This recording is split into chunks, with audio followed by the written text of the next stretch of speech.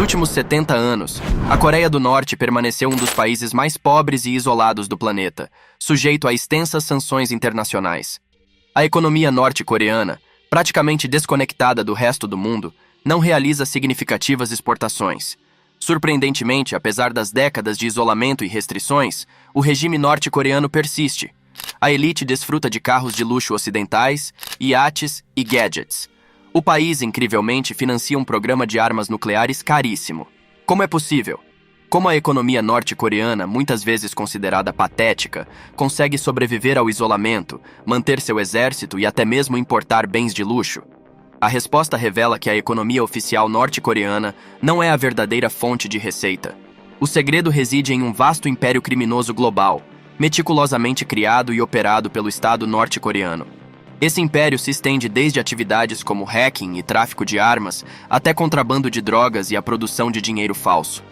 Nas sombras, a Coreia do Norte construiu silenciosamente uma das maiores organizações criminosas do mundo, garantindo não apenas a sobrevivência do regime, mas também sua prosperidade. O país se tornou mestre em manter uma economia paralela, uma rede clandestina que continua a operar e gerar receitas, desafiando qualquer tentativa de ser desmantelada. Assim, a verdadeira força financeira da Coreia do Norte reside em seu império criminoso, uma realidade que muitos ainda lutam para compreender. Para compreender como essa transformação ocorreu, é necessário retroceder um pouco, após o término da Guerra da Coreia na década de 1950. A economia norte-coreana estava praticamente devastada, completamente dependente de seu principal aliado, a União Soviética.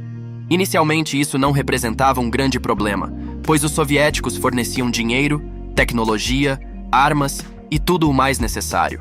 No entanto, na década de 1970, a economia soviética começou a desacelerar, levando ao esgotamento do apoio à Coreia do Norte. Sem a assistência dos soviéticos, a economia norte-coreana não apenas começou a ficar para trás, mas, o que é mais crucial, perdeu o acesso à tecnologia estrangeira e a produtos essenciais para suas indústrias e setor militar. A situação se agravou pelo fato de a moeda norte-coreana tornar-se praticamente inútil em muitos países, sendo recusada como forma de pagamento. Nesse cenário, a Coreia do Norte encontrava-se desesperadamente necessitada de recursos estrangeiros. Foi então que surgiu uma organização chamada Room 39. Embora o nome do fundador da Sala 39 permaneça vago e não descrito, a organização é uma das entidades mais cruciais na Coreia do Norte. Sua missão fundamental é adquirir recursos financeiros para o Estado, além de suas fronteiras, utilizando todos os meios necessários. Dado que as vias convencionais, como exportação ou turismo, não estavam realmente disponíveis, a única opção restante era o crime. Inicialmente, o Império Criminoso norte-coreano teve um começo modesto.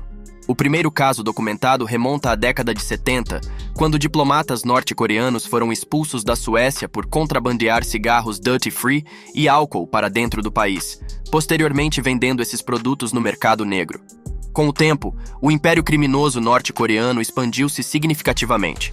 A partir dos anos 80, a Coreia do Norte mergulhou na produção e distribuição global de drogas pesadas e legais.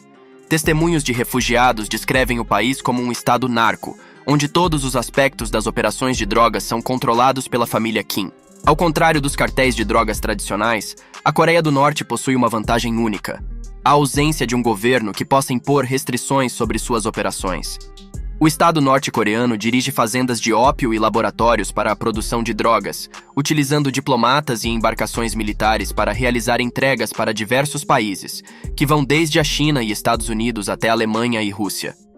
Em inúmeros casos, cidadãos norte-coreanos foram detidos por envolvimento no contrabando de grandes quantidades de cocaína, heroína e metanfetamina cristalina. Semelhante ao contrabando de cigarros na década de 70, muitas vezes são diplomatas norte-coreanos que são flagrados comercializando ilegalmente. Uma enorme vantagem da Coreia do Norte, em comparação com criminosos comuns, é a capacidade de equipar seus contrabandistas com passaportes diplomáticos. Esse privilégio significa que podem transportar quase qualquer coisa para qualquer país, sob a proteção de pacotes diplomáticos que não podem ser verificados pelo país anfitrião. Essa tática não se limita apenas a drogas. A proteção diplomática é extensivamente utilizada por norte-coreanos que contrabandeiam diversos itens para revenda com grande lucro, independentemente de sua legalidade. Flagrantes envolvem contrabando de armas em zonas de conflito, bem como a comercialização ilegal de bens sancionados, como diamantes, presas de elefante e chifres de rinoceronte, retirados da África para serem revendidos em outros lugares. Como qualquer empreendedor astuto compreende, a diversificação é crucial nos negócios. A Coreia do Norte, demonstrando sua habilidade em diversificar, há décadas se envolve profundamente na produção de moeda falsa, principalmente imprimindo dólares americanos, especificamente notas de $100. Segundo o Serviço Secreto dos Estados Unidos, as cédulas de $100 norte-coreanas são as falsificações mais sofisticadas do mundo, fabricadas por especialistas altamente qualificados e utilizando equipamentos de ponta, incluindo máquinas de papel do Japão, Hong Kong e tinta da França. Assim como as drogas, essas notas são distribuídas por diplomatas norte-coreanos e vendidas a criminosos em todo o mundo ou utilizadas para adquirir os equipamentos necessários para as operações do país. Surpreendentemente, apesar do conhecimento do governo dos Estados Unidos sobre essa prática nas últimas 2 décadas, pouco foi feito para detê-la, e as cédulas norte-coreanas apareceram em diversos lugares, incluindo Las Vegas. Os métodos ilegais pelos quais os norte-coreanos ganham dinheiro continuam evoluindo.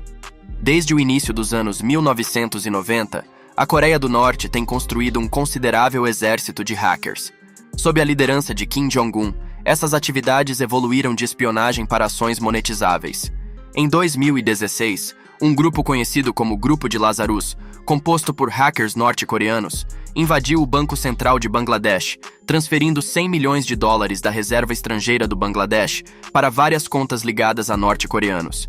Desde então, esse mesmo grupo foi atribuído a diversos outros ataques em todo o mundo, desde o ataque de ransomware WannaCry até o roubo de Bitcoin de uma exchange sul-coreana e o hacking e extorsão de empresas farmacêuticas envolvidas no desenvolvimento de vacinas contra a Covid durante a pandemia. Embora haja poucos dados verificáveis sobre o impacto financeiro exato dessas atividades, algumas estimativas, como o relatório do Congresso, sugerem que as atividades criminosas comandadas pelo Estado podem compor entre 25% a 50% do orçamento total da Coreia do Norte. Considerando que a Coreia do Norte destina 16% do seu orçamento para forças armadas e armas nucleares, o império criminoso não apenas financia essas atividades, mas também deixa uma quantia considerável para Kim e a elite norte-coreana adquirirem produtos ocidentais. A pergunta que naturalmente surge é por que essas atividades ilícitas da Coreia do Norte são toleradas, mesmo violando claramente o direito internacional. A resposta reside na capacidade dessas atividades de contornar sanções e manter o regime norte-coreano vivo à custa de outros. A realidade é que, ao contrário de criminosos comuns, os norte-coreanos envolvidos nessas atividades desfrutam de imunidade diplomática. Mesmo se expulsos, são facilmente substituídos por outros diplomatas norte-coreanos que continuam as mesmas práticas. Além disso, os laboratórios de drogas e fazendas estão situados dentro do território norte-coreano, fora do alcance de qualquer imposição efetiva. A aplicação de sanções como punição, ou mesmo para evitar essas atividades, mostrou-se pouco eficaz. A Coreia do Norte não é um país convencional. Sua economia não segue padrões regulares. A forma como obtém dinheiro transformou-a de um simples estado em uma organização criminosa transnacional. As atividades ilegais da Coreia do Norte não apenas evitam o colapso de sua economia, mas também permitem que a elite desfrute de todos os gadgets ocidentais desejados. Apesar das preocupações internacionais, não há muito que outros países possam fazer para impedir essas práticas. A Coreia do Norte, de certa forma, se encontra em uma situação de ganha-ganha. Suas atividades ilícitas garantem a sobrevivência econômica, permitem que a elite desfrute de luxos ocidentais, e tudo isso sem muitas consequências práticas. Parece que, pelo menos para a Coreia do Norte, não há indícios de que tais atividades ilícitas estejam prestes a serem interrompidas.